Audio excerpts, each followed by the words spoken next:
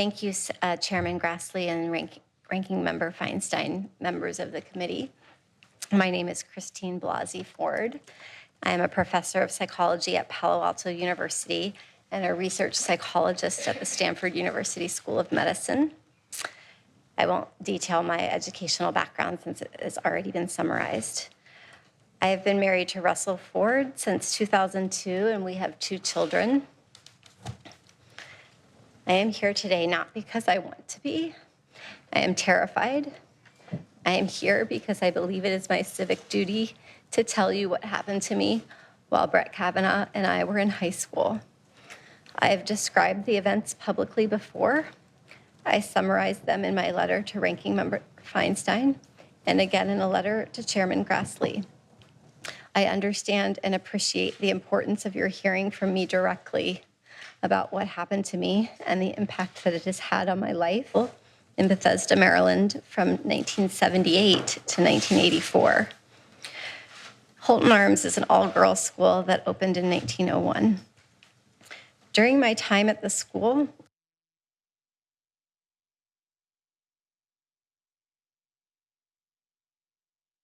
Landon School, Georgetown Prep, Gonzaga High School, as well as our country clubs and other places where kids and families socialized. This is how I met Brett Kavanaugh, the boy who sexually assaulted me. During my freshman and sophomore school years, when I was 14 and 15 years old, my group of friends intersected with Brett and his friends for a short period of time. I had been friendly with a classmate of Brett's for a short time during my freshman and sophomore year. And it was through that connection that I attended a number of parties that Brett also attended. We did not know each other well, but I knew him and he knew me. In the summer of 1982, like most summers, I spent most every day at the Columbia Country Club in Chevy Chase, Maryland, swimming and practicing diving. One evening that summer, after a day of diving at the club, I attended a small gathering at a house in the Bethesda area. There were 4 boys I remember specifically being at the house: Brett Kavanaugh, Mark Judge, a boy named PJ, and one other boy whose name I cannot recall. I also remember my friend Leland attending. I do not remember all of the details of how that gathering came together, but like many that summer, it was almost surely a spur-of-the-moment gathering. I truly wish I could be more helpful with more detailed answers to all of the questions that have and will be asked about how I got to the party and where it took place and so forth. I don't have all the answers, and I don't remember as much as I would like to. But the details about that night that bring me here today are the ones I will never forget. They have been seared into my memory and have haunted me episodically as an adult. When I got to the small gathering, people were drinking beer in a small living room, family room type area on the first floor of the house. I drank 1 beer. Brett and Mark were visibly drunk. Early in the evening, I went up a very narrow set of stairs leading from the living room to a second floor to use the restroom. When I got to the top of the stairs, I was pushed from behind into a bedroom across from the bathroom. I couldn't see who pushed me. Brett and Mark came into the bedroom and locked the door behind them. There was music playing in the bedroom. It was turned up louder by either Brett or Mark once we were in the room. I was pushed onto the bed, and Brett got on top of me. He began running his hands over my body and grinding into me. I yelled, hoping that someone downstairs might hear me, and I tried to get away from him, but his weight was heavy. Brett groped me and tried to take off my clothes. He had a hard time because he was very inebriated, and because I was wearing a 1-piece bathing suit underneath my clothing. I believed he was going to rape me. I tried to yell for help. When I did, Brett put his hand over my mouth to stop me from yelling. This is what terrified me the most and has had the most lasting impact on my life. It was hard for me to breathe, and I thought that Brett was accidentally going to kill me. Both Brett and Mark were drunkenly laughing during the attack. They seemed to be having a very good time. Mark seemed ambivalent, at times urging Brett on, and at times telling him to stop. A couple of times I made eye contact with Mark and thought he might try to help me, but he did not. During this assault, Mark came over and jumped on the bed twice while Brett was on top of me. And the last time that he did this, we toppled over and Brett was no longer on top of me. I was able to get up and run out of the room. Directly across from the bedroom was a small bathroom. I ran inside the bathroom and locked the door. I waited until I heard Brett and Mark leave the bedroom, laughing, and loudly walk down the narrow stairway, pinballing off the walls on the way down. I waited, and when I did not hear them come back up the stairs, I left the bathroom, went down the same stairwell, through the living room, and left the house. I remember being on the street and feeling an enormous sense of relief that I had escaped that house and that Brett and Mark were not coming outside after me. Brett's assault on me drastically altered my life. For a very long time, I was too afraid and ashamed to tell anyone these details. I did not want to tell my parents that I, at age 15, was in a house without any parents present, drinking beer with boys. I convinced myself that because Brett did not rape me, I should just move on and just pretend that it didn't happen. Over the years, I told very, very few friends that I had this traumatic experience. I told my husband before we were married that I had experienced a sexual assault. I had never told the details to anyone, the specific details, until May 2012 during a couples counseling session. The reason this came up in counseling is that my husband and I had completed a very extensive, very long remodel of our home, and I insisted on a second front door, an idea that he and others disagreed with and could not understand. In explaining why I wanted a second front door, I began to describe the assault in detail. I recall saying that the boy who assaulted me could someday be on the U.S. Supreme Court and spoke a bit about his background at an elitist all-boys school in Bethesda, Maryland. My husband recalls that I named my attacker as Brett Kavanaugh.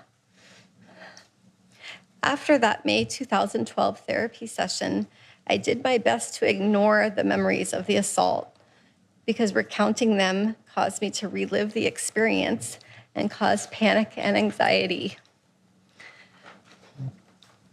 Occasionally, I would discuss the assault in an individual therapy session, but talking about it caused more reliving of the trauma, so I tried not to think about it or discuss it. But over the years, I went through periods where I thought about the attack. I had confided in some close friends that I had had an experience with sexual assault. Occasionally, I stated that my assailant was a prominent lawyer or judge, but I did not use his name.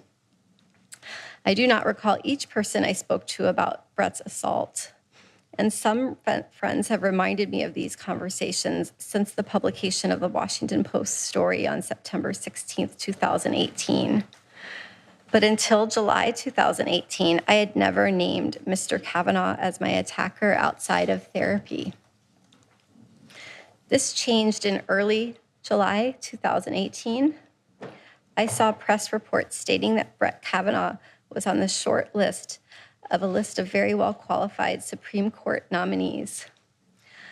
I thought it was my civic duty to relay the information I had about Mr. Kavanaugh's conduct so that those considering his nomination would know about this assault. On July 6th, I had a sense of urgency to relay the information to the Senate and the President as soon as possible before a nominee was selected. I did not know how specifically to do this. I called my congressional representative and let her receptionist know that someone on the president's shortlist had attacked me. I also sent a message to the encrypted Washington Post confidential tip line. I did not use my name, but I provided the names of Brett Kavanaugh and Mark Judge. I stated that Mr. Kavanaugh had assaulted me in the 1980s in Maryland. This was an extremely hard thing for me to do, but I felt that I couldn't not do it. Over the next 2 days, I told a couple of close friends on the beach in Aptos, California, that Mr. Kavanaugh had sexually assaulted me. I was very conflicted as to whether to speak out. On July 9th, I received a return phone call from the office of Congresswoman Anna Eshoo after Mr. Kavanaugh had become the nominee. I met with her staff on July 18th and with her on July 20th, describing the assault and discussing my fears about coming forward. Later, we discussed the possibility of sending a letter to Ranking Member Feinstein, who is one of my state senators, describing what occurred. My understanding is that Representative Eshoo's office delivered a copy of my letter to Senator Feinstein's office on July 30th. The letter included my name, but also a request that it be kept confidential. My hope was that providing the information confidentially would be sufficient to allow the Senate to consider Mr. Kavanaugh's serious misconduct without having to make myself, my family, or anyone's family vulnerable to the personal attacks and invasions of privacy that we have faced since my name became public. In a letter dated August 31st, Senator Feinstein wrote that she would not share the letter without my explicit consent, and I appreciated this commitment. Sexual assault victims should be able to decide for themselves when and whether their private experience is made public. As the hearing date got closer, I struggled with a terrible choice. Do I share the facts with the Senate and put myself and my family in the public spotlight? Or do I preserve our privacy and allow the Senate to make its decision without knowing the full truth of his past behaviors? I agonized daily with this decision throughout August and September 2018. The sense of duty that originally motivated me to reach out confidentially to the Washington Post and to Anna Eshoo's office when there was still a list of extremely qualified candidates, and to Senator Feinstein was always there, but my fears of the consequences of speaking out started to exponentially increase. During August 2018, the press reported that Mr. Kavanaugh's confirmation was virtually certain. Persons painted him as a champion of women's rights and empowerment. And I believed that if I came forward, my single voice would be drowned out by a chorus of powerful supporters. By the time of the confirmation hearings, I had resigned myself to remaining quiet and letting the committee and the Senate make their decision without knowing what Mr. Kavanaugh had done to me. Once the press started reporting on the existence of the letter I had sent to Senator Feinstein, I faced mounting pressure. Reporters appeared at my home and at my workplace, demanding information about the letter in the presence of my graduate students. They called my bosses and coworkers and left me many messages, making it clear that my name would inevitably be released to the media. I decided to speak out publicly to a journalist who had originally responded to the tip I had sent to the Washington Post and who had gained my trust. It was important for me to describe the details of the assault in my own words. Since September 16th, the date of the Washington Post story, I have experienced an outpouring of support from people in every state of this country. Thousands and thousands of people who have had their lives dramatically altered by sexual violence have reached out to share their experience and have thanked me for coming forward. We have received tremendous support from our friends and our community. At the same time, my greatest fears have been realized, and the reality has been far worse than what I expected. My family and I have been the target of constant harassment and death threats, and I have been called the most vile and hateful names imaginable.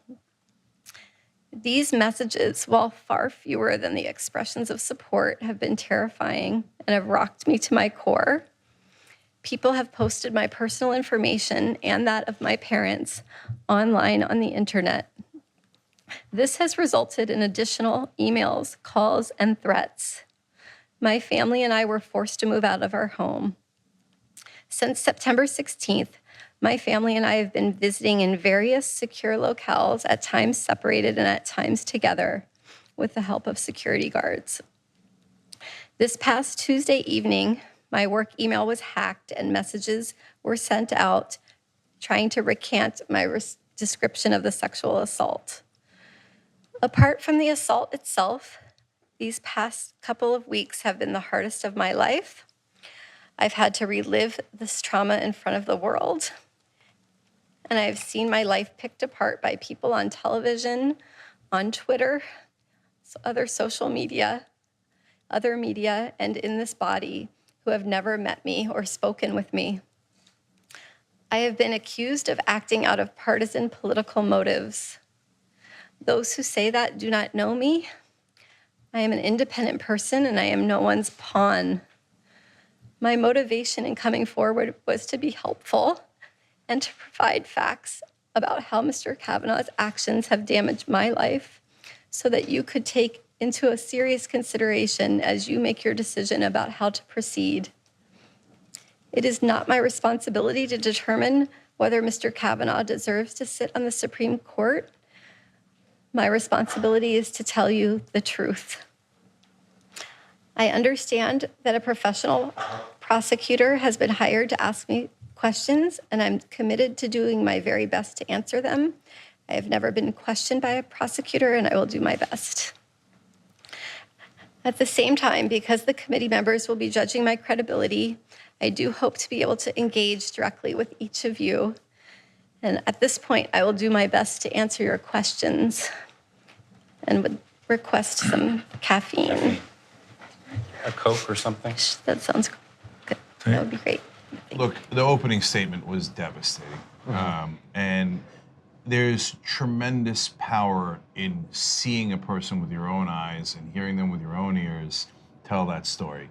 After watching her tell that story, it's already over. I mean, the fateful decision Kavanaugh made was to whether to lie about it or not lie about it. You know, maybe he could have survived in some other crazy way if he came out right in the beginning and said, "My God, I am so sorry for what I did as a 17-year-old, et cetera, and maybe that kind of contrition. I don't know. I don't know if we could have saved him, but he has now lied on a great number of occasions at different judicial hearings on usually political matters. But this is too big. And does anybody, come on guys, really, anybody watch that and think, I know that probably somewhere Corey Lewandowski is going womp womp, but outside of the monsters, does anybody think that was not credible? Yeah. Or that anyone would willingly be a party to this if they were lying. Nobody lies that well. On the go? Don't worry, we got you covered. You can still listen to TYT at our new podcast network. Find us on Apple Podcasts, the Google Play Store, or at tyt.com/podcast.